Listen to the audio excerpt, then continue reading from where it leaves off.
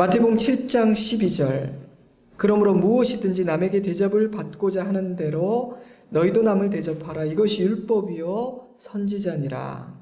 산상수훈 가운데 기록된 이 말씀은 황금률이라는 별명을 가지고 있습니다. 황금은 최고의 가치를 상징하기에 그만큼 중요한 말씀이라는 뜻이겠죠.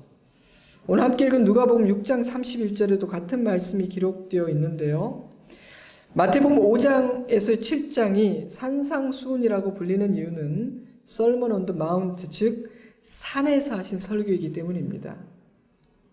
그에 비해 오늘 읽은 누가복음 6장 17절에서 49절 말씀은 평지설교라고 불리우는데 그 이유는 17절 말씀을 보면 알 수 있죠. 예수께서 그들과 함께 내려오사 평지에 서시니. 이 산상수훈과 평지설교의 관계에 대해서는 여러 가지 견해가 있습니다. 저는 아직 가보지 못했습니다만은 그 지역의 특성상 예수님께서 설교하신 그 장소는 어떻게 보면 산으로 볼 수도 있고 어떻게 보면 평지로 볼 수도 있기 때문에 결국 같은 장소에서 하신 말씀이다 이렇게 해석하는 사람도 있죠. 하지만 제 생각에는 너무 복잡하게 생각하지 말고 예수께서 같은 주제로 단 한 번만 가르친 것이 아니라 여러 장소에서 여러 청중들을 대상으로 다양한 문맥 가운데에서 말씀하셨다고 이해할 수도 있다고 생각합니다. 물론 이 황금률 역시 딱 한 번만 유일무이하게 가르치신 것은 아닐 거예요. 하지만 마태복음과 누가복음에 기록된 황금률을 전후의 문맥과 함께 묵상해 보면 두 복음서의 저자가 조금 다른 강조점을 두고 있기는 하지만 큰 틀과 방향성에 있어서는 결국은 같은 교훈을 말하고 있다는 것을 발견할 수가 있습니다. 제가 너무 당연한 이야기를 하고 있나요? 남에게 대접을 받고자 하는 대로 너희도 남을 대접하라. 대접이라는 표현을 영어 성경은 어떤 단어로 번역했을까요? 아마도 섬기다, 봉사하다, 접대하다 이런 뜻 가진 단어를 사용하지 않았을까요? 근데 뜻밖에도 그렇지가 않습니다. Do to others as you would have them do to you.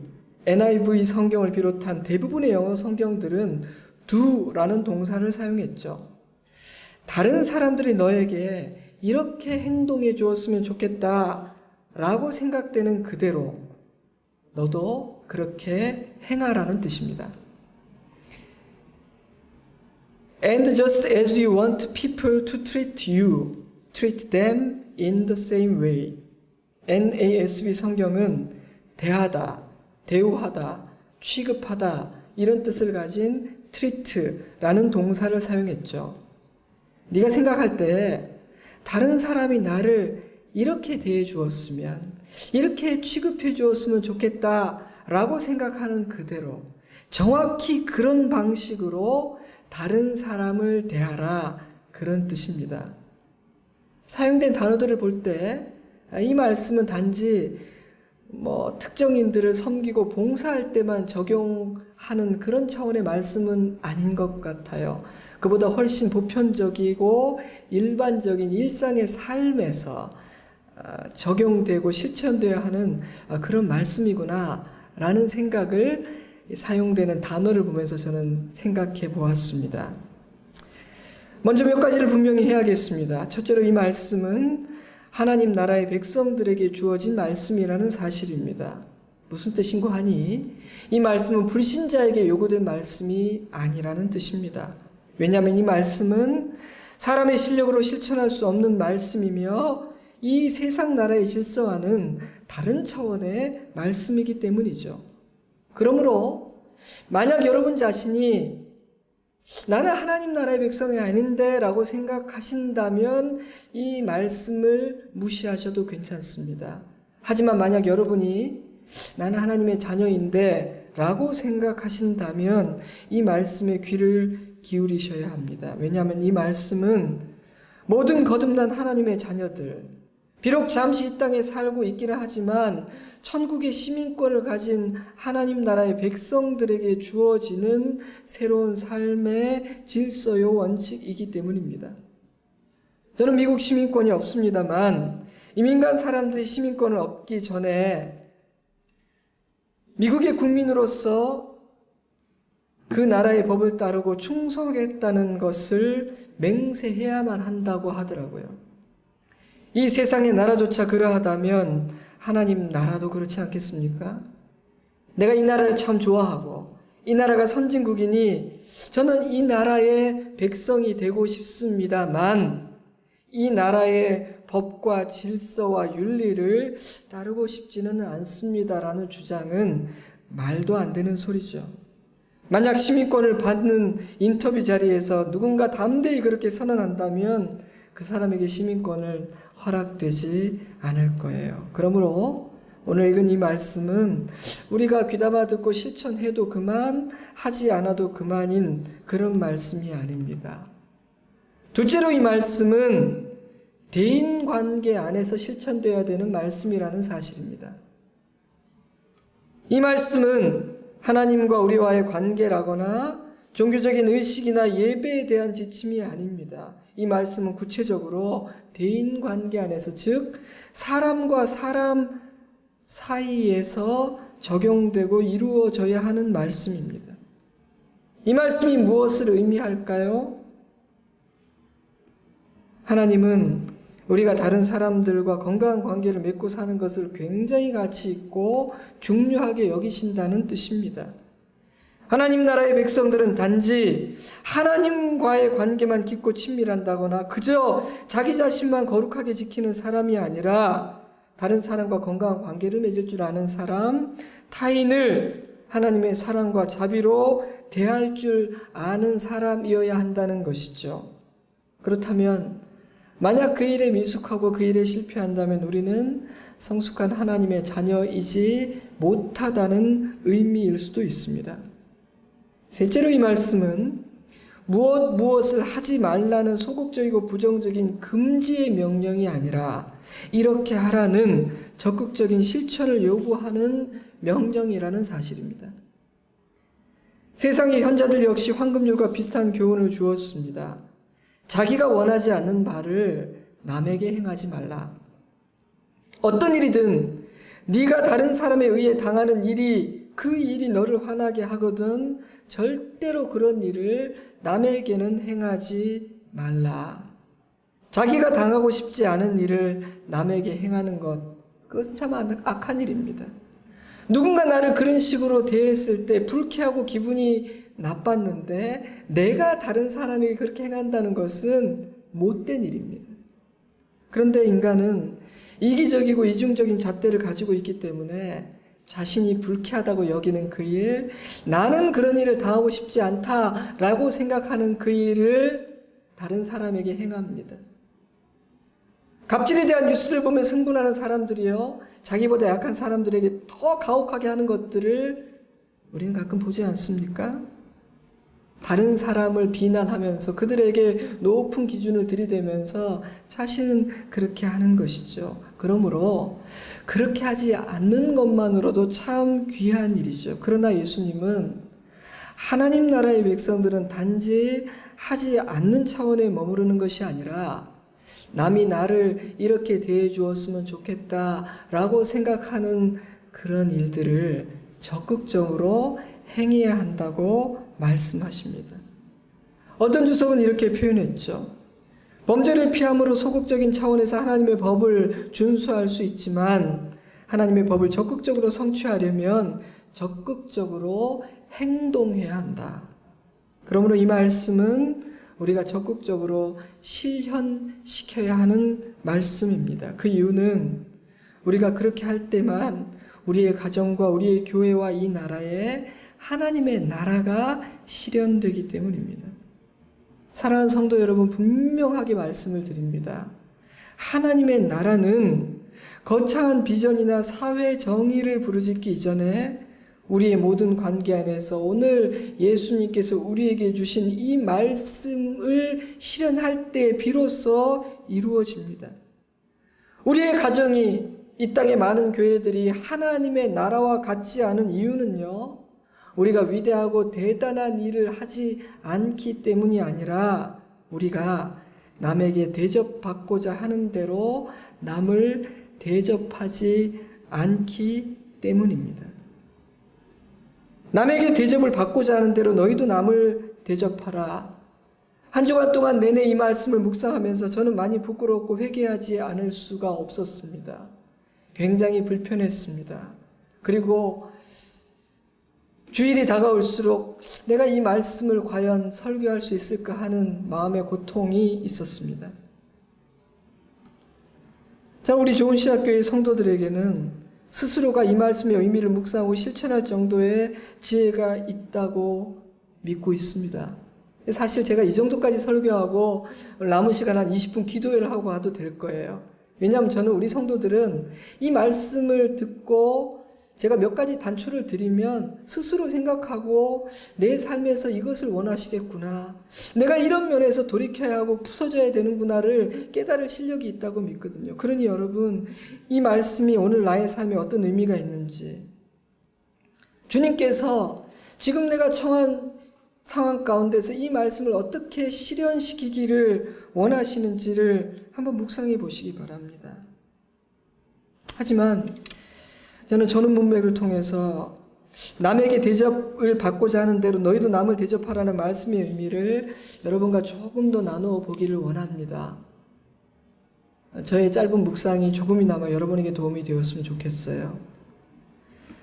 남에게 대접을 받고자 하는 대로 남을 대접하는 삶이란 어떤 모습일까요? 예수님은 그것은 다른 사람을 사랑하고 선대하는 것이다, 선하게 대하는 것이라고 가르쳐 주십니다.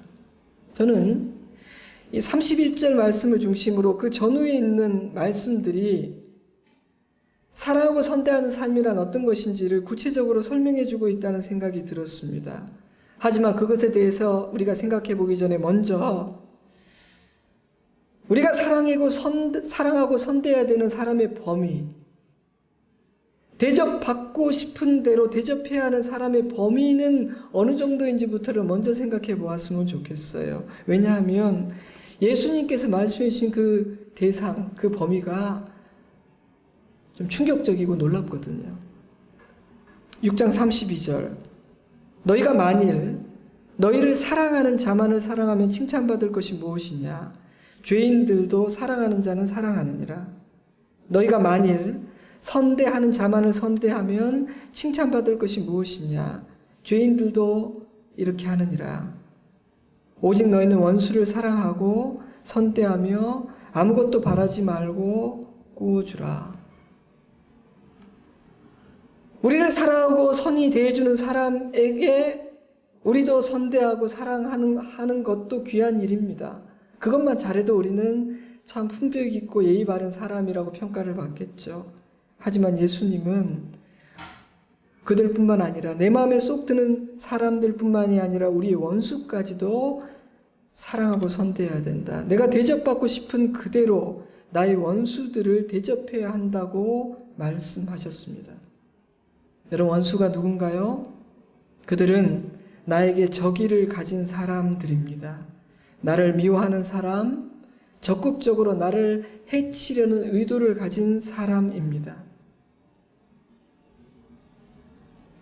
근데 여러분, 만약 그러한 원수조차 내가 사랑하고 선대할 사람의 범주에 포함이 된다면 나를 약간 불편하게 하는 사람, 나와 성향이 다른 사람, 지금의 모습도 그런대로 괜찮지만 좀 더 훌륭했으면 좋겠다라는 기대를 가진 사람은 어떻게 대해야 할까요?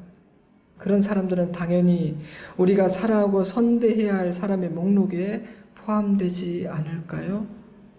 여러분에게 질문합니다. 우리는 그런 사람들을 사랑하고 선대하고 있습니까? 31절 말씀이 어떤 문맥 안에 있는지를 주목해 볼 필요가 있습니다. 6장 27절, 너희 원수를 사랑하며 너희를 미워하는 자를 선대하며 너희를 저주하는 자를 위하여 축복하며 너희를 모욕하는 자를 위하여 기도하라. 너의 입뺨을 치는 자에게 젖뺨도 돌려대며 내 겉옷을 빼앗는 자에게 속옷도 거절하지 말라. 내게 구하는 자에게 주며 내 것을 가져가는 자에게 다시 달라 하지 말며 남에게 대접을 받고자 하는 대로 너희도 남을 대접하라. 제자들을 향한 예수님의 기준은 굉장히 높았습니다.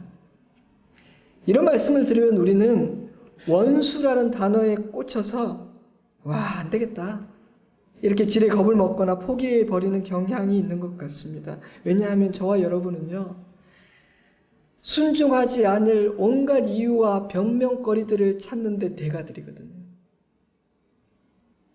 그러나 예수님이 말씀하신 이 원수는 우리가 궁극적으로 이르러야 하는 가장 높은 고지라 생각하면서 잠시 미뤄두고요, 조금 낮고 현실적인 고지부터 생각해 보면 어떨까요? 저는 예수님께서 제자들에게 이 원수라는 표현을 쓴 의도가 처음부터 네가 이걸 못하지 않느냐라고 말하기 위해서는 아니라고 생각합니다. 오히려 예수님은 우리를 모욕하는 자, 나의 뺨을 치는 자, 내 옷을 빼앗는 자와 같은 무례하고 악한 사람들조차 사랑하고 선대해야 한다면 과연 우리가 선하게 대하지 않아도 될 사람이 누구냐, 이렇게 질문하고 계신다는 생각이 들었습니다. 사실 제가 오늘 여러분에게 강조하고 싶은 말씀은 원수를 사랑하라는 말씀이 아닙니다. 제가 참으로 안타깝게 느끼는 사실은 우리는 원수를 사랑하기는커녕 내 곁에 있는 가족과 지체들조차 사랑하고 선대하지 못하고 있다는 사실입니다. 그러다가 내 곁에 있는 귀한 사람들에게 상처를 주고 계속 그렇게 하면 귀한 사람들을 잃어버리고 말죠. 그런 다음에 후회를 합니다. 괜찮은 사람이었구나. 그렇게 못된 사람이 아니었는데. 물론 우리 주위에는 정말 사랑하고 선대하고 싶지 않은, 정말 그렇게 하기는 어려운 너무나 못되고 미성숙하고 악한 사람들이 있습니다. 세상에 그런 사람들이 있어요. 하지만 우리 곁에는 위대하고 완전한 성인 군자는 아니라 할지라도 상당히 상식적이고 이상하다고 말할 수 없는 그런 대로 괜찮은 사람들도 많이 있지 않습니까? 위대하거나 완전한 성인 군자는 아니라 할지라도 상당히 정상적이고 꽤 괜찮은 좋은 그리스도인들도 많습니다. 우리 존시아교회의 성도들이 그런 분들이라고 저는 생각을 하죠. 물론 그들에게도 나와 성격적으로나 성향적으로 맞지 않거나 불편한 한두 가지 문제가 있을 수 있겠지만 적어도 하나님을 사랑하고 말씀을 귀히 여기며 주님 닮아가려고 애쓰는 사람들이라면 우리는 그런 사람들을 원수나 악인들보다는 그리 어렵지 않게 사랑하고 선대할 수 있을 거라고 저는 생각을 해요. 그런데 우리는 그런 사람들을 사랑하고 선대합니까? 내가 대접받고자 하는 대로 그들을 대접하고 있는 것 같습니까? 만약 우리가 그런 사람들에게조차 예수님의 말씀대로 행하지 못한다면 그런 우리가 원수를 사랑하고 선대하는 것부터 시작하려고 하는 것은 어불성설입니다. 그러므로 우리는요, 원수 사랑에서부터 시작해서는 안 됩니다. 우리는 원수가 아닌 사람들, 그런대로 괜찮은 사람들, 괜찮은 부분이 더 많은 사람들, 나를 생각해주는 고마운 사람들을 사랑하고 선대하는 것부터 시작해야 됩니다. 그들에게 이 31절의 말씀을 실현하고 그들과의 관계에서 이루어내려고 최선을 다해야 됩니다. 근데 참 이상한 것은요, 제 경험으로는 많은 사람들에게 오히려 어느 정도 괜찮은 사람들, 나를 사랑하고 선대해주는 사람들을 그리 귀하게 여기지 않는 경향이 있더라는 것입니다. 오히려 사람들은요, 악한 사람들이 아니라 그런 사람들에게 더 높은 기준을 들이대고 격려하고 감사하기보다는 비난하기도 합니다. 그러다가 상처를 두고 심하게 다투기도 하죠. 정작 원수나 악인들에게는 그렇게 하지 않습니다. 무섭거든요. 그래서 아예 상종하지 않거나 도망가 버립니다. 악인들하고 맞붙어 싸우고 상처를 안 줍니다. 오히려 괜찮고 만만한 사람들에게 우리는 상처를 주고 31절 말씀을 그들과의 관계에서 적용하지 않아요. 가정에서 적용하지 않습니다. 남에게 대접을 받고자 하는 대로 남을 대접하는 삶은 사랑하고 선대하는 do good 하는 삶입니다. 예수님은 너에게 적의를 품고 있는 원수 사랑하고 선대하라고 말씀하셨습니다. 그렇다면 나의 가족, 나의 지체들은 어떻게 대해야 되겠습니까? 여러분은 하나님께서 맺어주신 육신의 가족과 영의 가족들을 귀하게 여기고 있습니까? 어떻게 대하고 있습니까? 그렇다면 사랑하고 선대하는 것은 구체적으로 어떤 모습으로 드러나는 걸까요? 우리가 함께 읽은 이 말씀, 이 본문 안에서 최소한 두 가지의 구체적이고 실제적인 모습을 발견할 수 있는 것 같습니다. 첫째로 그것은 비판하거나 정죄하지 않고 용서하는 것입니다. 그리고 둘째로 주는 것입니다. 베푸는 것이죠. 비판하지 말라. 그리하면 너희가 비판을 받지 않을 것이요. 정죄하지 말라. 그리하면 너희가 정죄를 받지 않을 것이요. 용서하라. 그리하면 너희가 용서를 받을 것이요. 예수님은 자신에게 속한 사람들, 그리스도인, 예수의 제자들은 비판하거나 정죄하는 사람이 아니라 용서하는 사람이 되어야 된다고 말씀하십니다. 물론 이 부분에 대해서 제가 이 주제를 좀 더 깊이 다룰 수 있겠지만 오늘은 그 주제가 아니니까. 마태복음 7장 1절입니다.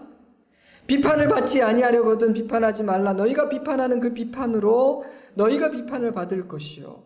너희가 헤아리는 그 헤아림으로 너희가 헤아림을 받을 것이니라. 어찌하여 형제의 눈 속에 있는 티는 보고 내 눈 속에 있는 들보는 깨닫지 못하느냐. 외식하는 자여, 먼저 내 눈 속에서 들보를 빼어라. 그 후에야 밝히 보고 형제 눈 속에서 티를 빼리라.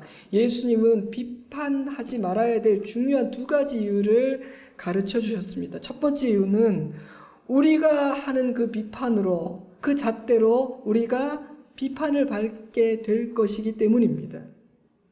야고보서 2장 13절 긍휼을 행하지 아니하는 자에게는 긍휼 없는 심판이 있으리라. 야고보는 우리가 사람을 대하는 태도와 하나님이 우리를 심판하시는 자세를 연결시켜서 설명을 하고 있습니다. 여러분, 사람에게 받을 비판도 무서운 것이지만 하나님의 심판은 굉장히 두려운 일이죠. 그러므로 이 말씀은 생각하면 생각할수록 겁나는 말씀이에요. 때문에 우리는요, 긍휼과 자비로 살아가는 삶을 지금보다 훨씬 더 가치 있고 무겁게 생각해야 됩니다. 다른 사람에 대해서 가혹하게 말하지 마세요. 다른 사람을 가혹하게 대하지 마십시오. 두 번째 이유는 비판하는 나에게 더 큰 들보가 있기 때문입니다. 그러므로 예수님은 만약 우리가 누군가를 평가하려고 하거나 누군가에 대해 유죄 판결을 내리려고 한다면 먼저 자신을 철저하게 하나님 앞에서 살펴보라고 권면하십니다. 그러면 어떻게 해야 될지 지혜를 얻게 된다고 가르쳐 주시죠.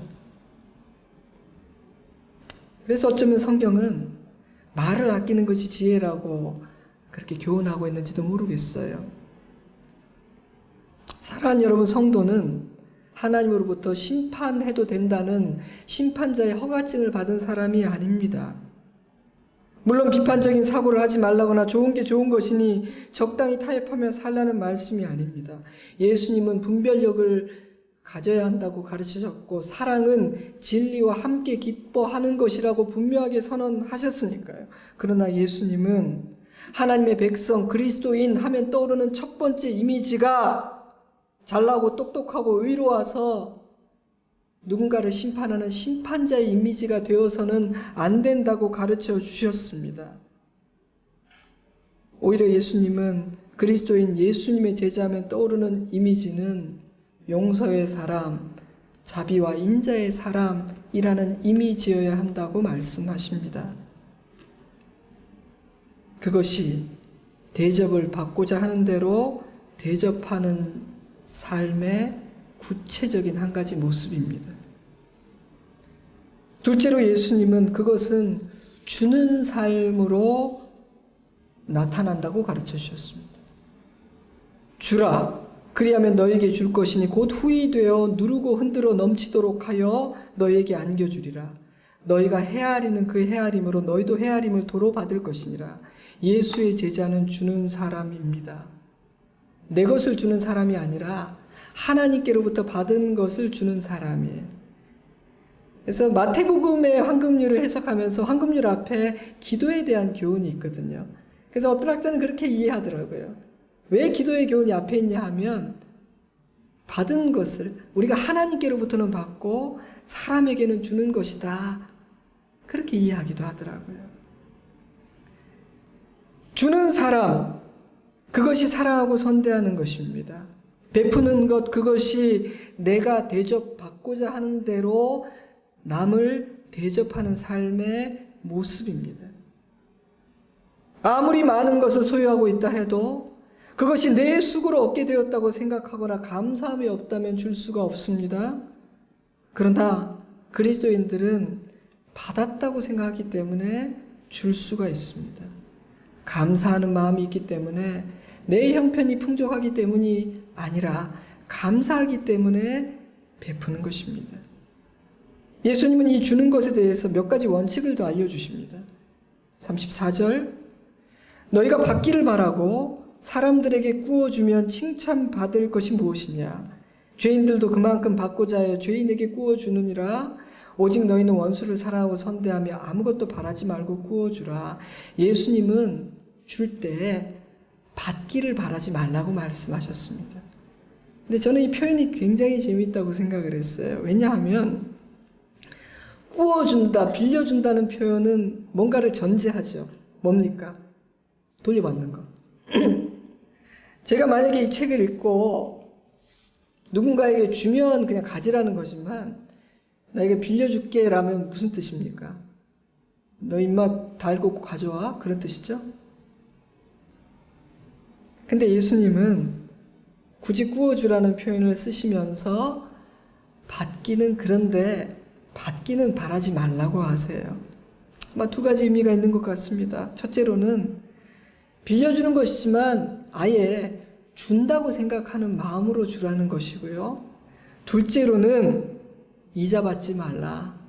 네가 주는 행위를 한 것으로 말미암아 또 다른 이익이나 보상을 기대하지 말라는 뜻이죠. 죄인들도 죄인에게 구워준다.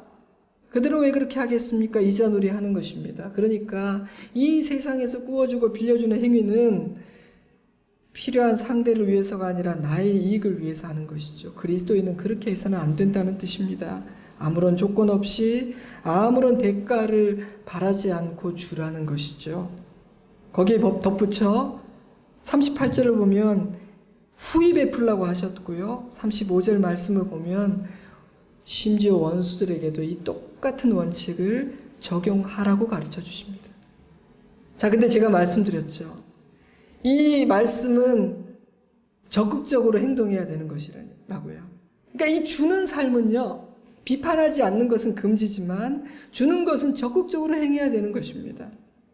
왜냐하면 도움이 필요하고 어려움이 있는 사람이 빌려달라고 말하는 것이 오히려 참 마음이 착한 사람들은 못해요. 오히려 무례하고 착하지 않은 사람들이 와서 이렇게 손을 잘 내미는 것이지 진짜 점잖고 마음에 선하고 믿음 있는 사람들 그 일을 잘 못해요. 그러니까 31절 말씀의 법이 이루어지려면 어떻게 해야 됩니까? 필요를 보는 사람이 적극적으로 주어야 되는 거예요. 저 사람이 말하지 못하지만 내 눈에 보이는 필요를 내가 채워주는 것이죠. 우리가 그렇게 할 때 어떤 일이 일어난다고 약속하셨습니까? 35절, 그리하면 너희 상이 클 것이요 또 지극히 높으신 이의 아들이 되리니. 이 상이라는 것이 어떤 것인지 저는 잘 모르겠어요. 사실 제가 굉장히 이 신학적으로 궁금한 부분 중에 하나입니다. 늘 말씀드리지만 저는 그냥 꼬다리라도 천국에만 들어가면 저는 될 것 같은데 성경은 하나님은 상 주시는 분이라는 것을 굉장히 묘사하고 있거든요. 이게 뭘까? 근데 하지만 있는 것 같아요. 우리가 31절의 말씀을 우리의 삶에서 이루어내고 실현하면 하나님은 상을 주시겠다고 약속하셨습니다. 또한 하나님의 아들이 된다고 하셨는데 이것은 우리가 이렇게 선을 행함으로 구원받는다는 뜻이 아니에요. 우리가 선행을 함으로 내가 하나님의 자녀라는 사실이 세상에 당당하게 드러난다는 뜻입니다. 하나님이 우리를 자랑스럽게 세상에 내놓으신다는 뜻입니다. 38절에도 두 가지 약속이 있어요. 주라, 그리하면 너희에게 줄 것이니 곧 후이되어 누르고 흔들어 넘치도록 하여 너희에게 안겨주리라. 너희가 헤아리는 그 헤아림으로 너희도 헤아림을 도로 받을 것이니라. 하나는 우리가 사람에게 주면 하나님께서 우리에게 주시겠다는 약속입니다. 두 번째는 우리가 주면 하나님은 넘치도록 주시겠다는 약속입니다. 사랑하는 성도 여러분, 이 말씀에 의하면 우리의 궁극적인 보상은 사람으로부터 오지 않고 하나님으로부터 옵니다. 그러니 여러분, 지금 당장 다 보상받지 못한다고 해서 억울해하지 마십시오. 그것은 정말 믿음이 없는 생각입니다. 하나님께서 다 카운트하고 계십니다. 하나님으로부터 뜻밖의 보상을 받게 될 것입니다. 근데 믿음이 없다면 그 보상을 바라고 내가 이 땅에서 손해보고 베푸는 것 감당하기는 쉽지가 않을 거예요. 우리 딸이 참 자기 얘기하는 거 싫어하지만 또 갑자기 생각이 또 하나 말씀드리면 어제 이런저런 얘기를 하다가 갑자기 이제 그동안 마음에 있던 얘기 하나를 듣게 됐어요. 학교에서 자기가 그래도 다 아이들하고 좋게 지내려고 하다 보니까 참 억울한 일이 많았나 봐요. 그래서 그 얘기를 하면서 막 울면서 사람 바보 되는 거라고. 그렇게 내가 참고 해봤자 무슨 보상이 오냐고. 제가 이 말씀을 해주었죠. 네가 지금 지는 것 같고 억울한 것 같지만 결국 이기는 자는 너야. 물론 마음에 와닿지 않았을 겁니다. 저와 여러분 같은 어른들도 그게 안 되는데 당하는 것은 현실이고 보상은 보이지 않는 미래의 일인데 이게 뭐 위로가 되겠어요? 어린 아이에게. 하지만 말을 해주는 거죠. 그래도 이 말씀이 조금이라도 어딘가 남기를 바라면서 막 얘기해줘. 넌 잘하고 있다. 하지만 억울한 일이 있으면 얘기해라. 내가 참지 않으마. 뭐 이런 얘기는 해줬습니다만은. 그러므로 여러분, 인색하거나 너무 까다로운 사람이 되지 마세요. 그거 그리스도인답지가 않습니다. 말씀을 묵상하다가 이런 생각이 들었어요. 그렇구나. 남을 대접하라는 명령은 무거운 짐이거나 가혹한 명령이 아니라 우리를 위한 명령이구나. 왜냐하면 남에게 대접받고자 하는 대로 남을 대접하지 않는 자는 하나님으로부터 상을 받을 수가 없기 때문입니다. 이 땅에서 많이 누리고 하늘의 상을 전혀 받지 못하는 자와 이 땅에서 베풀고 나누느라 덜 누리고 하늘의 상을 받는 자, 여러분 어느 쪽을 원하시나요? 사랑하라는 명령은 언제나 부담스럽고 우리를 주눅들게 만듭니다. 왜냐하면 사랑이라는 영역에 있어서 자신 있고 당당할 수 있는 사람은 없기 때문입니다. 게다가 이 세상에는요, 내가 사랑하기에는 너무나 힘든 왼수 같은 사람들이 적지 않기 때문이죠. 그래서 우리는요, 사랑하라는 말씀을 들으면 아무리 그걸 부드럽게 말씀하셔도 왠지 주눅이 들고 좀 혼나는 느낌이 들어요. 여러분은 안 그러신지 모르는데 저는 그래요. 사랑하라는 말씀을 아무리 온유하게 말씀을 해주셔도 저는 사랑하라는 말씀 앞에 좀 주눅이 들고 왠지 이렇게 혼나는 느낌이 저는 들어요.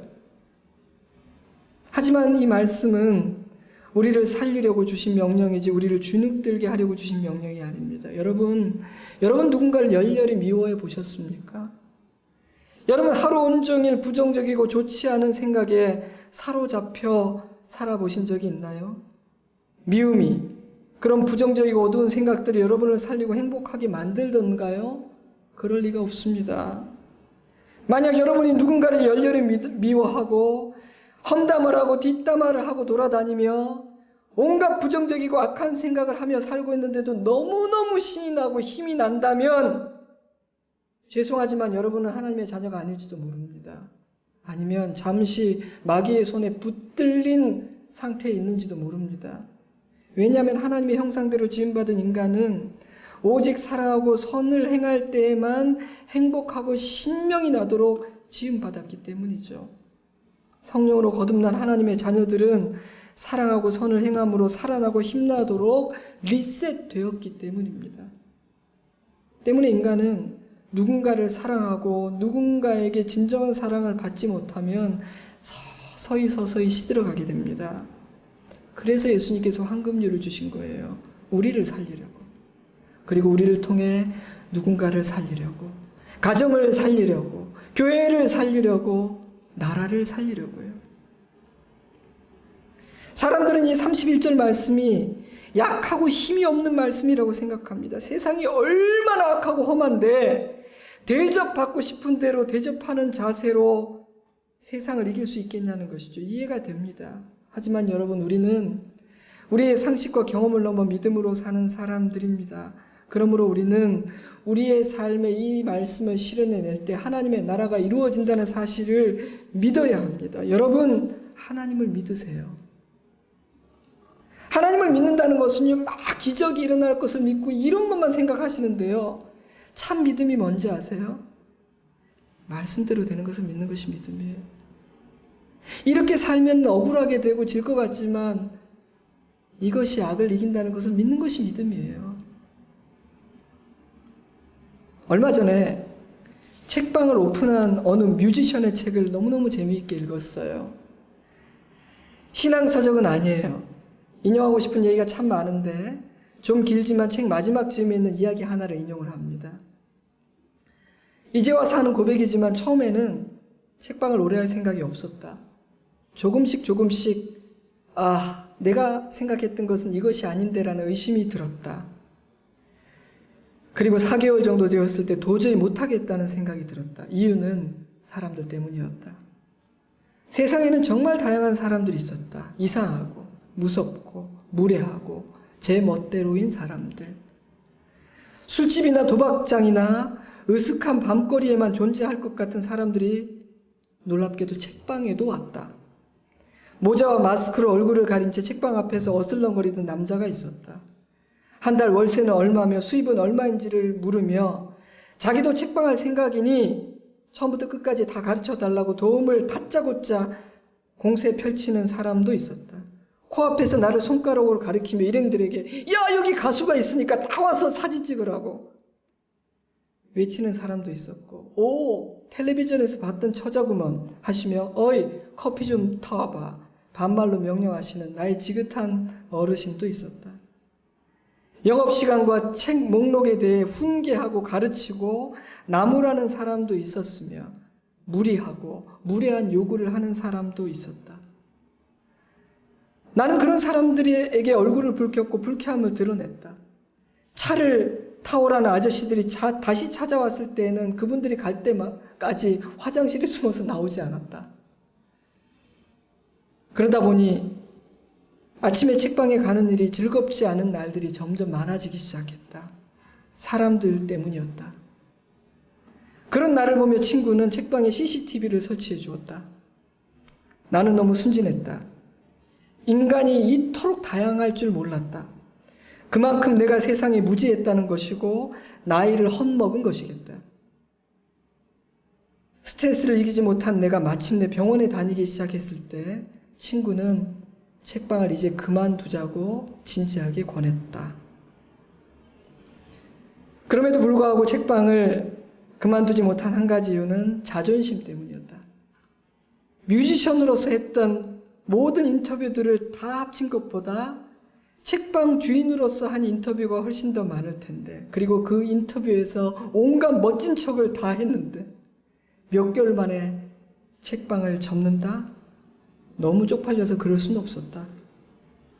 나는 결심했다. 이 공간의 계약기간 2년이 끝날 때까지만 최선을 다하리라. 그리고는 아무런 미련 없이 뒤도 보지 않고 이 짓이라고 썼어요. 이 짓을 그만두리라. 하지만 나의 계획은 채 1년이 되기 전에 수정되고 말았다. 나는 할 수 있을 때까지 책방을 계속하기로 마음먹었다. 계속하기로 마음먹은 이유는 내가 그만두려고 했던 이유와 동일했다. 사람 때문이었다. 세상에는 정말 다양한 사람들이 있었다. 멋지고 다정하고 고맙고 배려할 줄 아는 사람들. 고맙게도 내 책방에 그런 사람들이 와주었다. 저 멀리 전북 남원에서 심심하면 찾아와 주시는 사랑 태권도의 관장님. 일주일에 한 번은 놀러와 온종일 놀다가는 지웅씨. 매달 꽃과 식물을 전해주고 틈틈이 놀러와주는 꽃집 수다의 은정씨.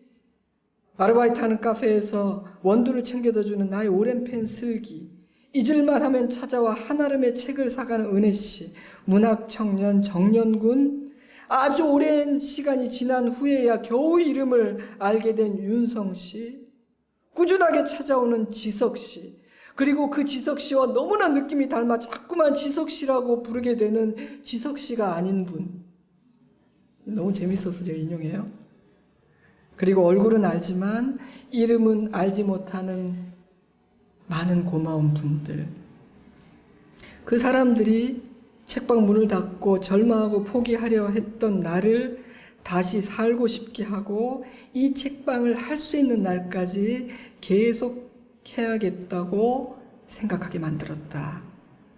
물론 나를 괴롭히던 사람들이 발길을 끄는 것은 아니다. 무례한 사람들은 여전히 찾아온다. 다만 그럴 때마다 온몸으로 불쾌함을 드러내던 미숙한 나는 어느새 평온한 표정으로 예의를 갖추어 지금 무례하게 행동하고 계신다라고 말할 줄 아는 조금은 기술을 갖춘 사람이 되었다. 나는 비로소 사장이 되어가고 있다. 그녀의 곁에는 책방을 그만두고 싶다고 생각하게 만드는 사람과 이 일을 계속 해야겠다고 생각하게 만든 사람들이 있었습니다. 저는 좀 놀라웠어요. 누가 억지로 시킨 것이 아니고 내가 너무 좋아서, 그리고 약간의 사명감을 가지고 시작했던 그 의미 있는 일조차 사람들에 의해서 그만둬야겠다라고 생각할 수 있다는 것도 놀라웠고, 하지만 그렇게 절망했던 그녀가 사람들 때문에 다시 내가 포기하지 말고 해보아야겠다라고 결심할 수 있었다는 사실도 참 의미가 있었습니다. 우리는 그 두 부류의 사람 중에 어떤 사람일까요? 우리는 누군가에게 어떤 일을 하면서 살고 있을까요? 남에게 대접을 받고자 하는 대로 너희도 남을 대접하라. 이 말씀을 마음에 담고 산다면 우리는 아마도 누군가를 절망시키고 포기하게 만드는 사람이 아니라 누군가에게 소망을 주고 선한 의도로 시작했던 믿음의 길, 사명의 길을 끝까지 걸어가게 만드는 사람으로 살 수 있지 않을까라는 생각을 해보았습니다. 그리스도인은 누군가를 절망시키는 사람이 되어서는 안 됩니다. 그리스도인은 누군가가 믿음의 길, 선한 길, 사명의 길, 그 길을 계속 걸어갈 수 있도록 힘을 주고 격려하는 사람이어야 합니다. 저는 그것이 황금률을 우리에게 주신 중요한 이유와 의미 중에 하나라고 생각합니다. 이것은 단순하게 대인관계에 대한 처세술의 이야기가 아닙니다. 우리가 다른 사람의 삶에 어떤 의미가 될 것인가에 대한 말씀일 수 있습니다.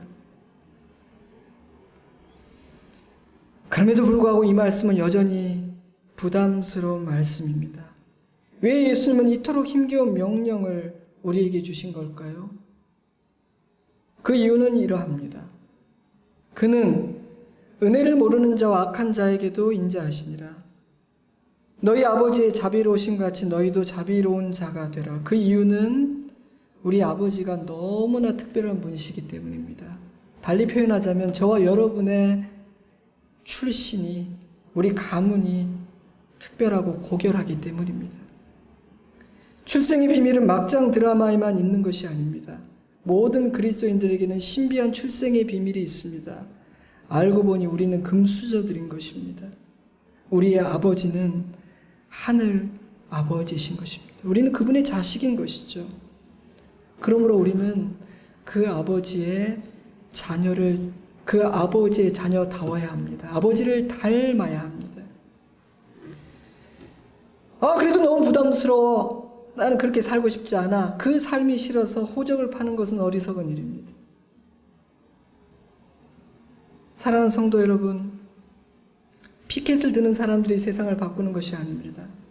피켓을 들었거나 들지 않았거나 하나님의 말씀을 실현해내는 사람들이 하나님의 나라를 이 땅에 이루게 됩니다.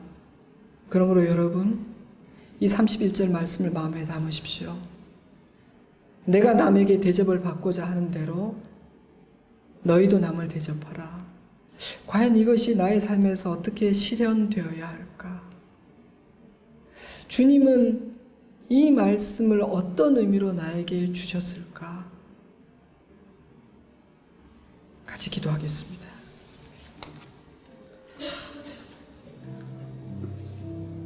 참 영광스러운 말씀 주셨습니다.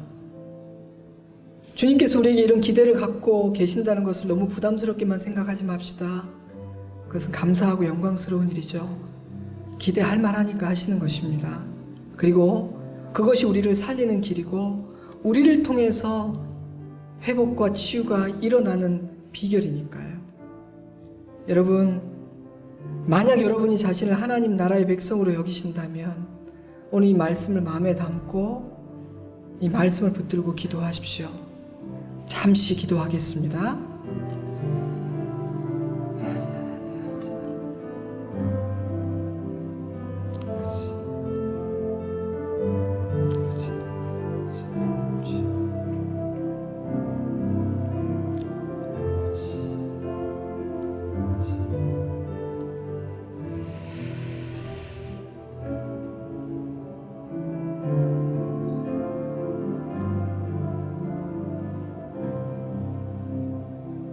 하나님 아버지 감사합니다.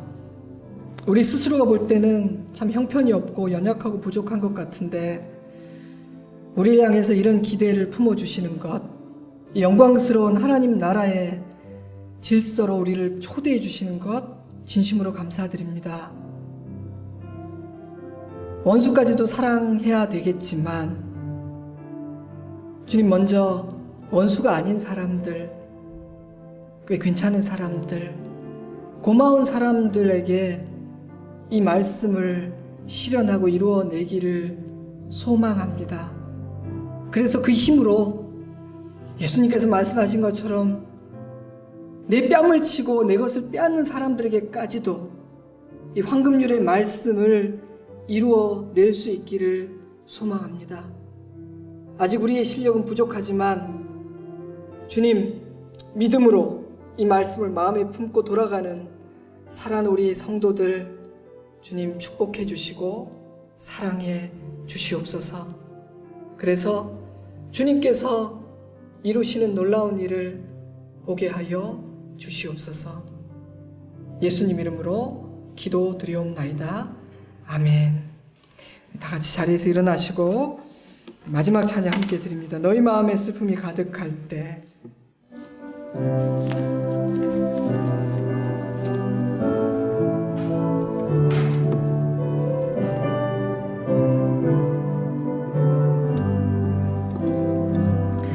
너희 마음에 슬픔이 가득할 때 주가 위로해 주시리라.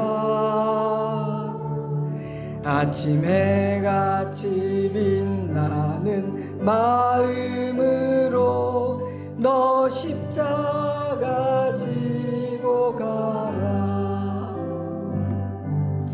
참 기쁜 마음으로 십자가 지고 가라. 내가 기쁘게 십자가 지고 가면 슬픈 마음이 위로받네. 때를 따라서 주시는 은혜로서 가란 심령의 힘을 얻고 주가